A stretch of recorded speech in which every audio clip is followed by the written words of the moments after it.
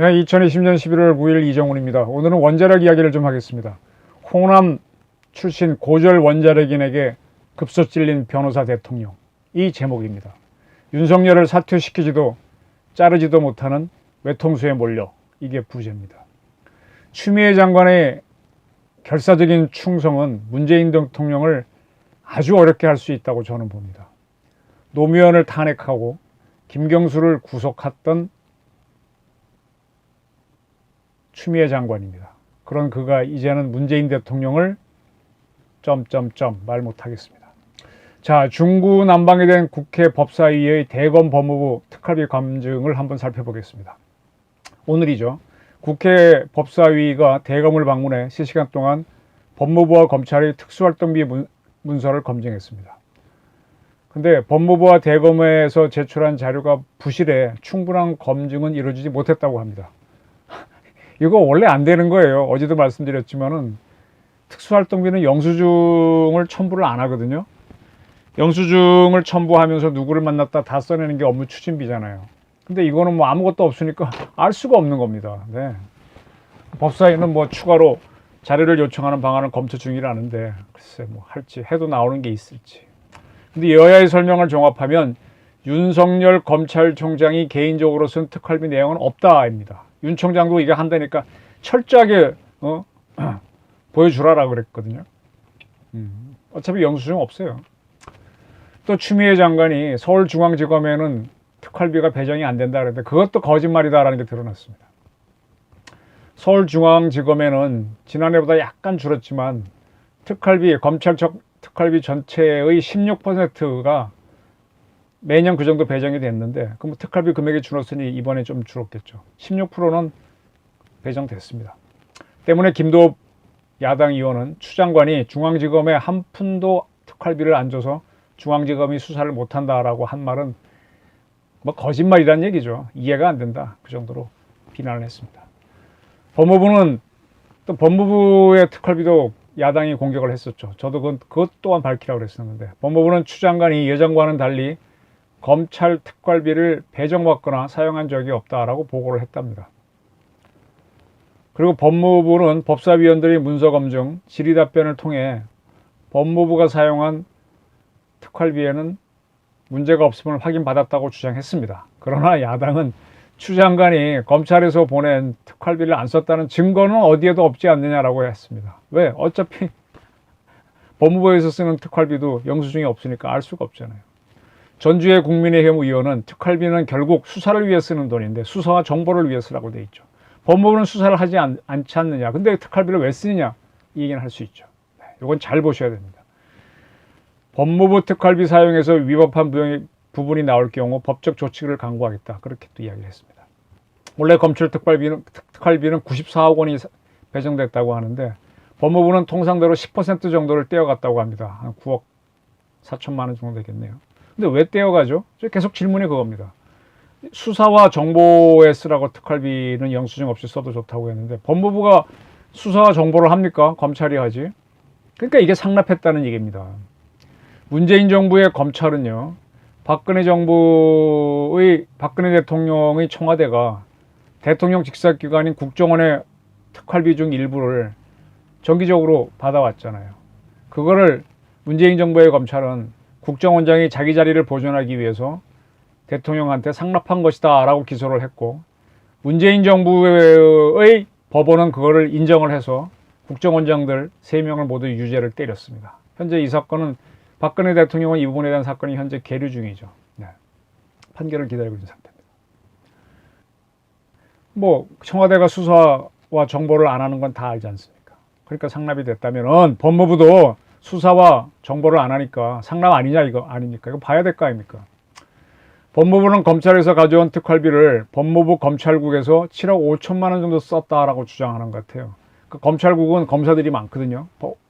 법무부 검찰국에는 검찰에서 파견된 검사들이 많은데 그러나 검찰국에 있는 사람들도 행정검사들이지 법무부의 일을 하는 행정검사들이지 수사와 정보를 안 해요. 그렇다면 이거는 분명히 상납으로 볼 수 있는 거죠. 네. 박근혜 대통령이 한 거는 불륜이고 추미애 장관이 한 건 사랑이라는 얘기인가요? 내로남불? 자, 특활비 파동은, 지금 일어나고 있는 이 특활비 파동은 검찰, 대전지검이죠. 대전지검이 월성 1호기 조기 폐쇄 게이트 수사에 들어갔기 때문입니다. 정부는 총력을 다해서, 정부와 여당은 총력을 다해서 검찰이 월성 1호기 게이트 수사를 막으려고 합니다. 이를 위해서는 윤석열 총장을 물러나게 해야 된다고 보고 있는 것 같은데, 근데 또 그렇게 하자니 또 부담이 있어서 이러지도 저러지도 못하는 외통수에 빠져 있는 것 같습니다. 문정부 초기에 이영렬 씨가 서울중앙지검장이었죠. 검찰총장, 법무부 장관이 공석일 때 실질적으로 이제 검찰의 리더 역할을 했었고, 또 서울중앙지검장도 특활비를 16% 정도 받잖아요. 전체 검찰비. 그걸 또 자기가 쓸 수 있지 않습니까? 그때 법무부 검사들에게 준 것을 줬다고 한겨레가 보도했죠. 특활비 주는 걸 뭐 참 알기가 어려운데 한겨레가 보도하니까 문 대통령이 그것을 보고 즉시 조사하라고 그래가지고 검찰 간부들을 줄줄이 사표 쓰고 나가게 해서 검찰 간부 물갈이를 했죠. 그리고 윤석열 씨를 서울 고검에 있던 사람들을 서울중앙지검장에 임명했죠. 근데 지금 와서 이제 문 대통령과 여권은 윤석열 씨를 쫓아내지 못해서 앙앙불락하고 있으니 문 대통령이 사람 보는 눈이 없는 모양입니다. 쫓아낸 윤석열이 더 큰 적인, 정부 여당 비슷해 더 큰 적인 야권의 대통령 후보가 될까봐 쩔쩔매고 있는 모습이 보여요. 쫓아내지도 못하고 쫓아내지 않지도 못하고 하는 옷, 이리 가도 곤마 저리 가도 곤마. 이렇게 되면 뭐래요? 볼탄이 자기 자서전에서 우리 대통령을 대북 문제와 관련해서 스키초프레니아라고 얘기했는데, 정신분열증이라고 적 증세를 보인다 그랬는데, 지금 스키초프레니아적 증세를 정부 여당 사람들이 보이고 있습니다. 친핵 탈핵 논쟁은 문재인 대통령의 아킬레스건이 될 수밖에 없습니다. 왜 그러냐고요? 그 이유는 간단합니다. 아무런 법적 근거도 없이 탈핵 정책을 펼쳤기 때문입니다. 혁명을 했다고 하는 정부, 대표적으로 박정희 정권이죠. 12.12는 혁명이라고 보기 어렵지만은 뭐 혁명으로 본다면 어쨌든 간에 좋습니다. 그래서 그런 혁명 세력들도 입법기관을 만들어서 어떤 걸 자기들의 혁명 공약을 법제화해서 펼쳤는데, 이들은 그것이 문정권은 그걸 안 했습니다. 촛불 혁명이라 해놓고 혁명일지라도 법제화는 해야 될 거 아닙니까? 대한민국을 아주 봐도 되게 우습게 봤어요. 문정권 사람들은. 박정희는 국가재건 최고회의에서 어떤 뭐 명령의 형태로, 전두환은 국가보위입법회를 통해서 어떤 법제화를 통해서 자기네들의 주장을 법제화해서 시도했습니다. 문 대통령은 이게 없어요. 간단합니다. 경주 지진이 일어났었잖아요. 경주를 둘러싼 데가 월성이잖아요. 월성 1호기가 가장 오래된 건데 아직도 가동하고 있느냐라는, 그렇게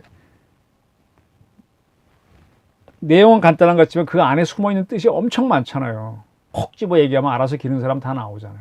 그런 대통령의 지시 때문에 여러 산자부에 있는 여러 공무원과 청와대에 있는 공무원, 또 한수원 간부들이 알아서 기어가지고 흑자를 내는 월성 1호기가 앞으로 적자가 날 것이다 라고 해서 조기 폐쇄한 게 월성 게이트지 않습니까? 이건 심각한 배임이고 조작입니다.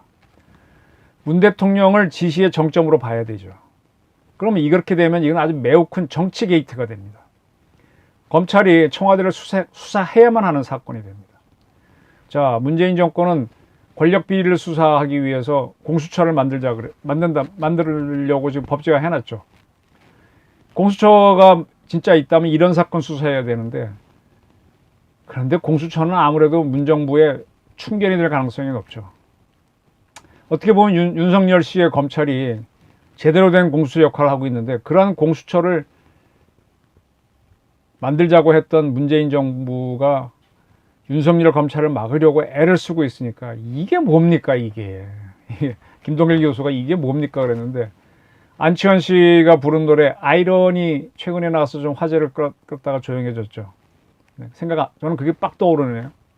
아이러니 왜 이러니 죽 써서 개줬니 이렇게 불렀습니다. 안치환 씨 굉장히 진보적인 편에서 노래를 많이 불렀는데, 뭐 여기에 대해서 나중에 그분이 동영상에서 말한 거 보니까는 뭐 현재 집권 여당을 비판한 건 아니다라고 해명을 하긴 하던데, 어쨌든 보게 되면은 죽 써서 개줬니 이렇게 묻는 것 같아요. 그렇게 이제 코너에 몰리니까 하다 안 되니까 치사하게 돈싸움으로 변질시켜 놓고 있는 거죠. 대검 특활비를 거론한 겁니다. 그러면서 그것이 대검 특활비가 법무부로 상납된 게 딱 나오니까 또 그건 또 요리조리 피해가려고 합니다. 이리 가도 안 되는 겁니다. 문정부가 이리 가도 장군, 저리 가도 장군, 요리가도 장군 외통수에 빠진 거죠. 네. 왜 처음에 그렇게 이것저것 재지 않고 조자랑 헝칼 쓰듯이 날뛰었나요? 정부 여당의 고민은요, 아까 말씀드렸던 윤석열 씨를 자르면 되는데 잘랐다가 자기네들 임기 지키겠다고 한 그것도 안 맞고 또 안 맞죠. 또 야권의 대권 후보가 되면 또 대통령이 되면 또 되게 당할 거 아닙니까? 전전 근극입니다. 이러한 모습이 드러나는 게 아주 여당 의원들이 잘 보여주고 있어요. 양양자 의원. 네. 양양자 의원. 페이스북에다가 원전 수사 본질은 윤석열 검찰이 정치 개입이라며 분노를 넘어 두려움마저 느낀다. 선출된 권력이 검찰에 유린되는 모습을 보며 섬뜩하지 않을 수 없다. 두려움 느끼죠. 선출된 권력이 최고 될 수 있어요. 근데 그들도 비리를 하면 조사를 받아야 됩니다. 국회의원도 선출된 사람이죠. 최근에 민주당에서 선출된 국회의원 하나 체포 동의했죠. 비리가 있으니까. 네. 대통령도 비리가 있으니까 탄핵했죠. 기소했죠. 이영렬 중앙지검장이 했지 않습니까? 해야 되는 겁니다. 선출될 권력 대단합니다. 그러나 비리 앞에서는 그건 아닙니다. 양영자 의원 똑바로 하십시오. 인사가 마음에 안 들고 국가정책에 동의하지 못하겠다면 검찰복을 벗고 정치적 발언권을 얻으시라. 근데 이렇게 얘기하자면 이게 나오면 더 두려워하지 않습니까? 국가정책에 동의 안 할 수 있어요. 검사들은 법을 따라가야 됩니다. 양영자 의원 진짜 정확하게 알고 얘기하십시오.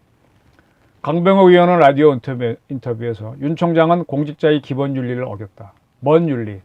지금 잡고 있는 거는 윤 총장 부인 문제겠죠. 윤리 따지는 데가 검찰 아닙니다. 법리를 따지는 겁니다. 법리대로 대한민국은 법이 우선입니다. 법리대로 했느냐 안 했느냐 대통령이 이거 따지고 있는데 뭔 소리 하는 거예요. 검찰정장이 이 정도로 정치전면에 나섰으면 본인 스스로 진퇴를 결정해야 된다. 정치전면에 나선 게 아니라 한번 제대로 사실을 밝혀보자고 나왔는데 왜 이렇게 곡학 아세를 합니까? 민주당 지도부는 월성 1호기 수사를 청부수사, 쿠데타 등으로 규정한 바 있습니다. 이낙연 대표는 지난해 법무부 장관 후보 일가에 대한 대두적인 압수수색을 벌였을 때를 연상케 한다. 검찰의 위험하고도 무모한 폭초를 당장 멈춰주길 바란다. 이런 얘기 했는데 탈핵 정책에 참여했던 사람 중에 한 명이 이낙연 씨입니다. 이 탈핵 정책이 적법하냐? 아니기 때문에 문제라는 겁니다. 고민정 의원, 검찰의 원전 관련 압수수색이 군사작전을 보는 듯하다. 심지어 부정부패 국정농단이라는 단어를 거론하는 검찰의 발언을 보며 적의를 느낀다. 그들이 칼날이 내게도 미치지 않을까 두렵기도 하다. 두렵겠죠. 두렵겠죠. 군사도요. 아니 자꾸 쿠데타는 하지 말라는데 쿠데타도 연혁이잖아요. 쭉 이어온 게 있고 확 뒤집힌 게 있습니다. 군주도 잘못하면 처단하지 않습니까? 프랑스 대혁명도 그렇고 우리나라에도 숱한 역사혁명이 있었고 이걸 무조건 부정적으로 보면 안 돼요. 부정부패자들은 제거하는 게 맞습니다. 법을 어긴 자들은 날리는 게 맞습니다. 세계일보는 여권이 윤석열 총장 해임카드를 만지작거리고 있다라고 보도했습니다. 그거는 윤 총장을 어떤 형태로든 간에 견제해야 한다는 위기의식 때문인데 추 장관이 윤 총장 해임 건의 카드를 꺼낼 가능성이 있다라고 하는데 꺼내게 되면 또 아까 말한 대로 또 다른 부담, 야권의 대권 후보가 된다는 것 때문에 못하. 이러지도 못하고 저러지도 못하는 외통수에 빠졌다 이거죠. 자, 월성 1호기 조기 폐선을 주도한 거는 문재인 대통령이다라는 걸 확실히 밝혀준 거는 최재형 씨가 이끄는 감사원이었습니다. 감사원이 그러한 감사를 해서 사실을 밝히고 있을 때 감사원 발표를 막기 위해서 동분서주한 게 청와대, 문재인 대통령이 있던 청와대입니다. 그 결국 못 막았죠. 명분이 없으니까. 그런 발표가 나오자 여당이 고발을 했고 그걸 토대로 대전지검이 바로 수사를 들어간 건 검찰입니다. 이러한 감사원 발표를 통해서 드러난 거는 경주 지신을 의식했던 윤 대통령이 계속 운전 중인 월성 1호기를 못마땅히 여기는 발언을 하고 비서관을 보내서 현장 한번 다녀오고 한 다음에 그렇게 하니까 청와대 사람들이 알아서 산자부, 배궁규 장관에 있는 산자부를 압박했죠. 산자부는 정재훈 사장에 있는 한수원을 또 들이눌러가지고 결국 이걸 멀쩡한 건 날렸습니다. 한수원은 기업이잖아요. 어쨌든 뭐 공기업이긴 하지만 기업이잖아요. 그 기업에서는 공장이 있어야 되는 공장이 뭡니까? 발전소, 원자력 발전소입니다. 그 발전소가 이익을 내고 있는데 뭐 사고를 낸 것도 아니고. 근데 그걸 임의로 날리면 주주들이 어떻게 반발하잖아요. 주주를 대표한 건 물론 주주는 뭐 한전입니다만 100% 한전 투자기업입니다만 대표한 게 이사회잖아요. 이사회 결정 없이 마음대로 하게 되면 사장은 날아갑니다. 사장이 마음대로 못하니까 이사회 결정하게 됩니다. 이사회 사람들도 모여갖고 보는데 이게 적자고 문제가 있으면 폐쇄할 수 있지만 잘 이익을 벌고 있고 잘 돌아가는데 왜 책임져야 되지 않습니까? 그러니까 못하겠다고 하니까 어떻게 하는 거예요? 꾸미는 거죠. 적자가 날 것이라고 꾸미는 거죠. 월성 1호기가 보통 공장이 뭐 고장이나 사고나 여러 가지 때문에 멈출 때가 있잖아요. 100% 돌아갈 수도 있지만 80% 돌아갈 수도 있고. 근데 앞으로 돌아갈 가동률을 80%도 아니고 30%로 낮춰버립니다. 그러면은 생산량이 줄으니까 이익이 적자가 날 수 있겠죠. 그런 식으로 가동률이 앞으로 이럴 것이다라고 낮춰가지고 계산하게 하니까 3도 회계법인이 적자가 난다고 계산해 줄 수밖에 없잖아요. 그걸 근거로 월성 1호기를 폐쇄하라 이사회 결정하고 쭉쭉쭉 한수원 산자부 해서 폐쇄한 겁니다. 이 결국은 뭐예요? 내 책임지지 않기 위해서 남의 칼로 사람을 죽이는 차도 살인지계를 구사한 거 아닙니까? 그러나 결국은 예상 가동률을 고의로 낮추게 한 사람은 분명히 나오겠죠. 그럼 그 사람은 왜 했냐? 누구 지시다, 누구 압박이다 하면 쭉쭉쭉 따라가면 누가 나옵니까? 결국은 문 대통령이 나옵니다. 최초 지령자가 나옵니다. 그 법을 근거로 하지 않고 이런 최초 지령, 간접 지령을 한 문 대통령, 그걸 따라서 한 산자부, 한수원, 이게 문제가 안 되겠습니까? 근데 이런 것만으로는 또 할 수가 없으니까 산자부를 중심으로 또 하나의 조작이 만들어졌습니다. 말씀드릴게요. 법으로 하지 못하니까 법으로 못한 이유부터 설명드릴게요. 우리나라에는 원자력진흥법, 원자력기본법에서 원자력을 하라는 법은 있습니다. 원자력을 하지 말라는 탈핵의 법은 없습니다. 그러니까 이 법을 탈핵을 하는 법으로 바꿔놓거나 탈핵을 하는 법을 만든 다음에 탈핵을 했으면 돼요. 그러니까 이 법을 바꾸려면 국회에 통과되고 골치 아프니까 안 했어요, 문정권이. 그리고 또 우리나라 법 중에는 에너지 기본법이라는 게 있어요. 에너지를 우리 사람들이 먹어야 살고 불을 떼야 살잖아요. 그 에너지는 반드시 국가는 군을 공급해서 군대를 만들어서 안보를 하든 에너지는 무조건 제공해줄 의무가 있습니다. 에너지 기본법. 그 다음에 저탄소 녹색 성장 기본법이라고 그래서 이왕 에너지를 생산하는데 탄소가 자꾸 나오면 오존이 만들어져서 지구 온난화가 되니까 탄소가 적게 나오면서 녹색 성장, 그린 성장을 하도록 하라는 기본법이 있습니다. 그래서 발전을 하더라도 이런 식으로 해야 돼요. 이거 하게 되면 화력발전소는 좀 걸립니다. 근데 원자력발전소는 전혀 안 걸립니다. 왜? 원자력발전소는 수력발전과 더불어 이산화탄소가 하나도 안 나옵니다. 저탄소 녹색 성장을 하려면 오히려 원전을 많이 해야 됩니다. 그러니까 이리 해도 저리 해도 탈핵은 법제화가 안 되고 어디 법적 근거를 갖고 탈핵을 할 수가 없는 겁니다. 그러다 보니까 문정권에서 어떻게 아이디어를 냈냐. 에너지 기본 계획, 매년 우리나라는 이렇게 에너지를 만들어서 국민에게 공급하겠습니다 하고 에너지 계획을 산자부에서 만듭니다. 그 다음에 에너지 중에 하나가 전력이잖아요. 석유도 있고 많이 있지만 전력을 이렇게 공급하겠습니다 해서 전력 수급 기본 계획을 만듭니다. 마침 3차 에너지 기본 계획이고 8차 전력 수급 계획을 세울 때 원전을 줄이는 방안을 여기 집어넣었어요. 그렇게 행정계획을 만들어 놓고 그에 따라 원전을 줄여라 이렇게 간 겁니다. 근데 이거는 이름에서 에너지 기본계획, 전력 수급 기본계획, 계획이죠. 이름 자체가 계획, 행정부에서 만든 계획입니다. 근데 정부의 행정계획은 구속력이 없습니다. 그냥 계획일 뿐입니다. 네? 근데 그러한 걸 가지고 이게 약간 법적 근거다 해서 밀어붙인 겁니다. 대통령의 지령과 그런 것 때문에. 그러니까 이거는 굉장히 대한민국 법체제, 민주주의에 대한 도전이 되는 거죠. 문재인 대통령이 누굽니까? 변호사 출신 아닙니까? 그렇다면 바로 이 문제는 본인이 바로 알았어요. 그리고 이 계획을 만든 이들이 누굽니까? 행정고시였던 산자부 공무원들이죠. 이들이 계획과 법 차이를 모르겠어요? 아주 빠삭한 사람들이죠. 이들도 바로 문제합니다. 근데 그렇게 한 거는 대통령의 의지가 강하니까 넘어갈 줄 알았겠죠. 근데 이게 탁 걸립니다. 누구 때문에? 아주 집요한 사실 추구자 때문에. 그분을 밝히겠습니다. 한국수력원자력에서 노조 활동을 했던 강창호 씨입니다. 네, 이렇게 생긴 분이고요. 이분을 조금 설명드릴게요. 영광에 가면 원자력 발전소 있죠. 바로 그곳 출신입니다. 영광에서 상당히 뭐 여유는 없는 집에서 태어나신 분 같아요. 영광에 고등학교가 2개 있는 걸로 나오던데, 인문계는. 해룡고등학교라는 데를 나와가지고 울산에 있는 전문대학인 울산전문대 원자력과를 마치고 한전에 입사했답니다. 그로부터 원자력계에 근무를 했습니다. 30년쯤 근무한 사람입니다. 그리고 문정부가 탈핵을 펼쳤을 때 노조로 있으면서 가장 적극적으로 탈핵 정책에 반대하는 운동을, 그때부터 이분이 뭐 법을 한 사람들의 원자력 기계를 만지는 사람이잖아요. 엔지니어에 가깝잖아요. 근데 그때부터 이 법리를 하면서 왜 문정부가 이렇게 하는 게 법적으로 뭐가 문제고 쭉 그걸 추구를 했었죠. 그렇게 열심히 뛰니까 노조위원장도 임기를 챙기고 나가는데, 이분은 뭐 더 오래 해서 그런지 결국은 회사로부터 해임을 당했습니다. 올해 2월달 한수원 세울 원자력본부로부터 해고 통지서를 받았습니다. 명분을 보니까 사장과 회사의 명예를 훼손시켰다, 그겁니다. 얼마나 이분이 법리적으로 문제가 있는지를 찔렀기 때문에 그랬겠습니다.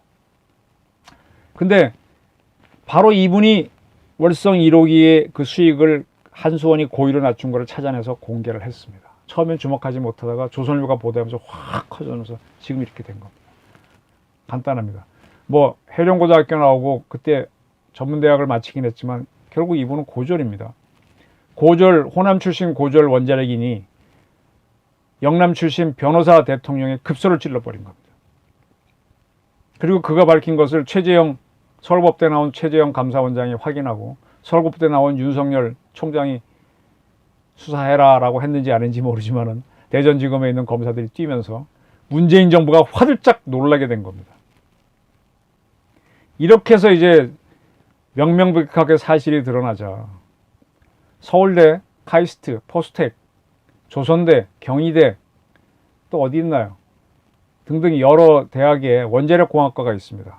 그 학생들로 구성된 녹색 원자력 학생연대라는 조직이 있습니다. 이 연대가 현 정부의 월성원정 기획살인이라는 제목을 붙인 대자보를 전국 107개 대학에 붙이기 시작했습니다. 네, 기획살인이죠.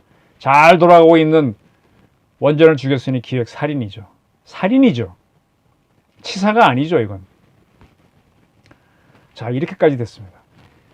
이런 상태에서 문정부가 윤석열 씨를 해임하면 그건 그거대로 문제가 됩니다. 근데 지금 특이하게 강창호 씨가 특이한 행동을 했어요. 지금까지 오던 모든 반탈핵 투쟁을 중단했습니다. 중단하겠다고 본인이 선언을 하고 조용히 있겠다 그랬습니다. 그렇게 된 이유 중에 하나는 자기가 다시 한수원 노조의 도움을 받게 됐다는 겁니다. 한수원 노조는 노조 활동을 하다가 피해를 본 사람을 구제하기 위해서 희생자 구제기금이란 걸 좀 준비해 놓은 모양이에요. 현재 이분이 9개월째 아무 봉급도 못 받고 뭐 생활이 어떻겠습니까? 어렵겠죠. 그래서 일단은 그 구제기금으로 이분의 밀린 월급에 해당되는 걸 주고 또 앞으로 활동할 수 있도록 회사에 복직할 때까지 이제 그 비용을 대겠다고 한 바입니다. 노조도 상당히 지켜보다가 이렇게까지 되니까 이제 지원을 하는 겁니다. 그러니까 이제 강 씨는 지금 뭐라고 할까? 검찰이 수사를 시작했다. 나도 불러서 참고인 조사를 했다. 따라서 내 역할은 다 끝났으니 나는 이제 내부 고발자 역할을 끝내고 생계를 하는 직장으로 돌아갈 준비를 하겠다, 이런 겁니다. 상당히 참 뭐랄까 인간적으로 느껴집니다. 그래서 이런 강 씨는 이제 앞으로 소송을 해서 자기 해고한 것에 대해서 소송에서 이기면은 복직이 되겠죠. 그러면 이제 회사가 해고 기간 동안에 주지 못했던 임금을 줘야 됩니다. 그러면 임금을 이제 노조에 주고 자기는 이제 그 해당된 건 기금에서 받았으니까 그리고 이제 회사로 다시 복귀하게 되겠죠. 그렇게 하겠답니다. 저는 이걸 보면서 느끼는 게 참 우리나라 원자력인들이 참 소극적이었어요. 문정부가 저렇게 탈핵 정책을 해서 조자랑 헝칼 쓰듯이 근거도 없이 마구 날뛰는데 싸우려고 안 했어요. 상당히 회피하는 모습을 많이 봤습니다. 저는 뭐 누차이겠지. 저는 이렇게 했기 때문에 탈핵 비판이나 책을 내고 이것 때문에 소송까지 치르고 뭐 손해도 보고 뭐 치고받고 싸웠는데, 그래서 강창호 씨에 서 오히려 제가 연대감을 느껴요. 근데 원자력인들 중에는 그렇게 소극적인 분들이 더 많았습니다. 근데 어쨌든 그분이 큰 노력을 해서 대한민국 탈핵 정책을 멈추게 됐습니다. 자, 이런 걸 보게 되면은 문재인 정부는 사실 앞에서 꼼짝 못하는 게 보입니다. 문정부가요, 제가 이제 강력히 주장했다가 지금 뭐 그러고 있는 게, 북한이 보냈다고 하는 김정은 사과 통지문 4개가 있다는 걸 제가 계속 떠들었죠. 그래서 수사하자고 제가 주장했는데, 이 문제도 현재 그냥 펜딩돼 있습니다. 이러지도 저러지도 못하고. 박지원 국정원장이 이번 국감 때 자기가 통지문 받은 게 사실인 걸 증명하기 위해서 북한이 통지문 보내기 전에 안내문을 보냈다고 그걸 들고 와서 이렇게 흔들었습니다. 보여주진 않았고. 제가 어떻게 알았냐고 물으면 또 복잡해지니까 여기까지만 설명하겠습니다. 근데 더 이상 야권에서 문제 제기를 안 하는 바람에 그냥 넘어가 버렸습니다. 이것도 밝혀내면 또 어떤 게이트가 될 겁니다. 문정부는요, 너무 꾸민 게 많아요. 문정부가 한 결정에서 이상한 것들의 정체가 조금씩 나오고 있습니다. 고절 원자력인 뭐 전문대줄이라도 좋고, 이 변호사 대통령의 급소를 찌는 것은 역사적인 사건이라고 저는 봅니다. 이 외통수에 몰렸죠. 문 대통령과 여권 사람들이 어떻게 할까요? 지금 특활비 논쟁은요, 추미애 장관하고 저 윤석열 뭐 이렇게 다투는 거는 그건 프락시월 대리전입니다. 실제로는 고졸하고 변호사의 싸움에서 변호사가 콱 찔린 겁니다. 패배한 자의 몸부림이 추미애 장관이 저렇게 뭐 특활비 조사하게 하고 뭐 어쩌고 저쩌고 뭐 여당 의원들이 뭐 해임해야 된다, 사퇴해라 떠드는 그런 겁니다. 웃기는 얘기죠. 자, 이게 결국은 뭐냐? 사실 앞에 무너진다. 그러니까 검사와 기자들은 사실만 보고 가라. 제가 이동재 채널A 기자를 그나마 괜찮다고 보는 게, 그 친구가 사실을 보고 가려고 그랬기 때문에. 사실 보고 가야 된다. 사실. 뭐 덜 한두 개 틀리면 수정하면 돼요. 계속 사실 보고 갑니다. 네. 눈을 찔러 버려야죠. 그리고 좀 더 가서 김정은의 눈을 찔러 버려야죠. 김정은을 제거버리고 대한민국을 잘 사는 통일국가로 만들어야 되죠. 그러기 위해서는 사이비들을 없애나가야 됩니다. 고졸 원자력인이 변호사 대통령의 급소를 찔렀다. 그게 너무 당황스러워서 윤석열을 자를까 말까 하다가 이러지도 저러지도 못하는 외통수에 몰렸다. 이게 참 문정부의 뭐랄까요, 물소나 코끼리가 눈이 찔리면 굉장히 당황하죠. 힘은 넘치면 어떻게 하지 못하지 않습니까? 그런 모습이 아닌가 저는 생각합니다.